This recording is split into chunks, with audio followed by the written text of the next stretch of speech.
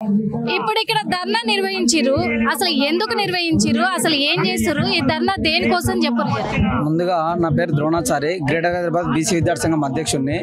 ఈ రోజు ఇక్కడ ధర్నా నిర్వహించడానికి కారణం ఏంటంటే 5 సంవత్సరాలుగా ఫీజు రియంబర్స్మెంట్ను ఏదైతే 8,700 కోట్ల రూపాయలను ఫీజు రియంబర్స్మెంట్ గత ప్రభుత్వం టీఆర్ఎస్ ప్రభుత్వం మొండి వైఖరి వహించి ఏదైతే విద్యార్థులకు చెల్లించాల్సినటువంటి ఫీజు రియంబర్స్మెంట్ చెల్లించకపోవడం, దానికి కారణంగా ఈరోజు విద్యార్థులు కాలేజీలలో పోతే విద్యార్థులకు స్కాలర్షిప్స్ రాక, ఫీజు రియంబర్స్మెంట్స్ రాక, ఏదైతే విద్యార్థులకు మిగతా ఎగ్జామ్లకు కానీ లేదు అని అంటే విద్యార్థులకు జాబ్స్ కానీ కంపెనీలకు పోవడానికి పోతే కూడా సర్టిఫికెట్ చేయకపోతే ఎంతో మంది విద్యార్థులు ఆత్మహత్యలు చేసుకుంటే విద్యార్థులు వచ్చి అన్నమావ రామచంద్ర అని చెప్పేసి జాజుల సీనన్న గారిని వేడుకుంటే విద్యార్థుల పక్షాన మనం ఉండాలని చెప్పేసి ఏదైతే ఈ రాష్ట్ర ప్రభుత్వం వచ్చిన తర్వాత, ఇదే రేవంత్ రెడ్డి ప్రభుత్వం వచ్చిన తర్వాత ఏదైతే విద్యార్థులకు 56 మంది విద్యార్థులు గురుకుల పాఠశాలలో ఫుడ్ పాయిజన్ అయ్యి తిని చనిపోవడం జరిగింది. దానికి నిరసనగా ఈ రోజు ఏదైతే రెడ్ల ప్రభుత్వాన్ని అనగదొక్కి బహుజన రాజ్యం తెచ్చుకొని ఏదైతే ఫీజుల రియంబర్స్మెంట్ కావచ్చు రానున్న ప్రభుత్వం మనదే కాబట్టి దానికోసం ఈరోజు ఉద్యమించడం జరిగింది. జాజుల సీనన్న గారి ఆధ్వర్యంలో ఏదైతే వీళ్ళ ఎమ్మెల్యేల కొడుకులు, ఎంపీల కొడుకులు వీళ్ళు ఏదైతే సన్న బియ్యం తింటారు, కానీ మా లాంటి విద్యార్థులు ఏదైతే అదే పురుగుల పువ్వు తినడం, అదే నీళ్ళచారు చెప్తున్నారు కదా, లేదు గత ప్రభుత్వం అట్లా పెట్టింది, ఇప్పుడు మాత్రం కాంగ్రెస్ ప్రభుత్వం సన్న బియ్యమే పెడుతుంది, మా కొడుకులు తినే అన్నమే వాళ్ళు తింటున్నారు అని చెప్తూనే ఉన్నారు కదా. ప్రెస్ ఇప్పటికి మీరు అంటారు కదా వాళ్ళు సన్న బియ్యం తింటారు అంటగా, ఒక్క కొడుకు ఎమ్మెల్యేల కొడుకు, ఎంపీల కొడుకులు ఒక చాక్లెట్ ధర ఎంత 100 రూపాయలు పెట్టి తెచ్చుకుంటారు. నా యొక్క విద్యార్థులు, నా హాస్టల్లో ఉన్నటువంటి విద్యార్థుల పూటకు 26 రూపాయలు కేటాయిస్తున్నటువంటి దౌర్భాగ్యమైన పరిస్థితి తెలంగాణ రాష్ట్రంలో ఉంది. ఒక్క వాళ్ళ రెడ్ల కొడుకులు, ఎమ్మెల్యే కొడుకులు, ఎంపీల కొడుకులు ఒక చాక్లెట్ ధర, ఒక విద్యార్థికి భోజనం పెట్టేటువంటి వసతి లేదు. ఒక విద్యార్థికి కేటాయించేది 70 రూపాయలు మాత్రమే. ఈ రాష్ట్ర ప్రభుత్వం దౌర్భాగ్యమైన పరిస్థితి ఈ రాష్ట్రంలో ఉంది. కాబట్టి ఈ యొక్క ఏదైతే ఫీజు రియంబర్స్మెంట్ స్కాలర్షిప్ ను విడుదల చేసి ఏదైతే విద్యార్థులు తలుచుకుంటేనే తెలంగాణ రాష్ట్ర ప్రభుత్వం ఏర్పడింది. లేదంటే గతంలో టీఆర్ఎస్ ప్రభుత్వాన్ని బొందబెట్టినాం, అదే విధంగా ఈ తెలంగాణ రాష్ట్రంలో కాంగ్రెస్ ప్రభుత్వాన్ని బొందబెడతాం. జాజుల సీనన్న గారి ఆధ్వర్యంలో మేము ముందుండి బహుజన రాజ్యం తెచ్చే దిశగా మేము ప్రయాణిస్తామనేసి కోరుచున్నాను. అంటే ఒకటే మిమ్మల్ని అడిగేది ఏంటంటే, ఇప్పటి వరకు కూడా మరి ఫుడ్ పాయిజన్ అయ్యి కొంతమంది చాలా వరకు 56 మంది వరకు చనిపోయినారు గవర్నమెంట్ హాస్టల్లో. అక్కడనేమో మేము ఫుడ్ బాగా పెడుతున్నాము, ఇది గత ప్రభుత్వ వైఫల్యము అని అంటున్నారు.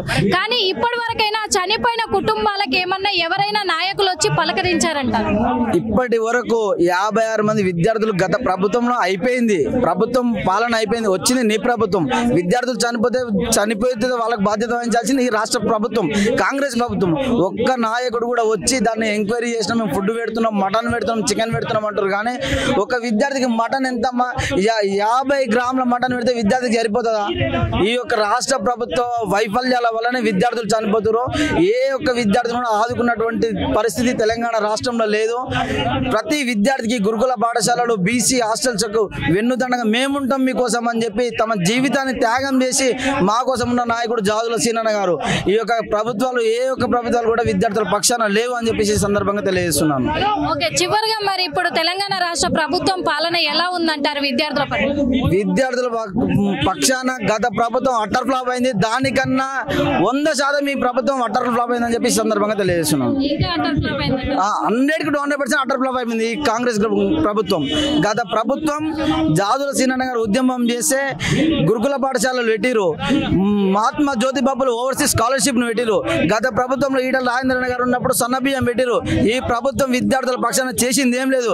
గత ప్రభుత్వం మొండి వైఖరి చేసి విద్యార్థులు కాలుకు గజ్జ కట్టుకొని జాజుల సీనన్న గారి ఆధ్వర్యంలో ఉద్యమం చేసి కాంగ్రెస్ ప్రభుత్వం తెచ్చినాం. కానీ కాంగ్రెస్ విద్యార్థుల ఓట్లతో గద్దెనెక్కినటువంటి ప్రభుత్వం విద్యార్థులకు మొండి వైఖరి వహిస్తుంది. రానున్న 2028లో కాంగ్రెస్ ప్రభుత్వాన్ని మొత్తం భూస్థాపన చేసి బహుజన రాజ్యం తెచ్చే దిశగా పనిచేస్తాం. Thank you so much. Hit TV app, ఇందులో short news, live news, entertainment shows, movies, digital magazines తో పాటు మీ జిల్లా వార్తలను కూడా ఫ్రీగా చూడొచ్చు. అంతేకాదు కేజీ నుంచి పీజీ వరకు విద్యార్థులకు స్కాలర్షిప్ కూడా అందిస్తున్నాం. ప్రతి వారం 10 మందికి లక్కీ డ్రా ద్వారా ఒక్కొక్కరికి 10,000 రూపాయలు అందిస్తున్నాం. ఇంకెందుకు ఆలస్యం, వెంటనే హిట్ టీవీ యాప్ ని డౌన్లోడ్ చేసుకుని ఫ్రీగా ఎంటర్టైన్మెంట్ పొందండి. Hit TV app. Hit TV app. Please download hit TV app. Hit TV app ని ఫ్రీగా డౌన్లోడ్ చేసుకుని ఎంజాయ్ చేయండి. మీకు నచ్చిన ఎంటర్టైన్మెంట్ కోసం హిట్ టీవీ యాప్ ని ఫ్రీగా డౌన్లోడ్ చేసుకుని ఎంజాయ్ చేయండి. హిట్ టీవీ యాప్ ని డౌన్లోడ్ చేసుకుని ఆస్వాదించండి, ఆశీర్వదించండి. ఇంతమంది సెలబ్రిటీలు హిట్ టీవీ యాప్ ని డౌన్లోడ్ చేసుకోండి అని చెప్తున్నారంటే ఎంత మంచి యాప్ ఆలోచించండి. అమెరికా అమెరికా అమెరికా అమెరికాలో చదవాలనుకునే వాళ్ళకి విశ్వసనీయమైన పేరు మన శౌర్య కన్సల్టెన్సీ. UK లో 1 year masters, UK లో 1 year masters, 2 years work permit up to 5 years visa. Contact Saurya Consultancy. Contact 89851 89851.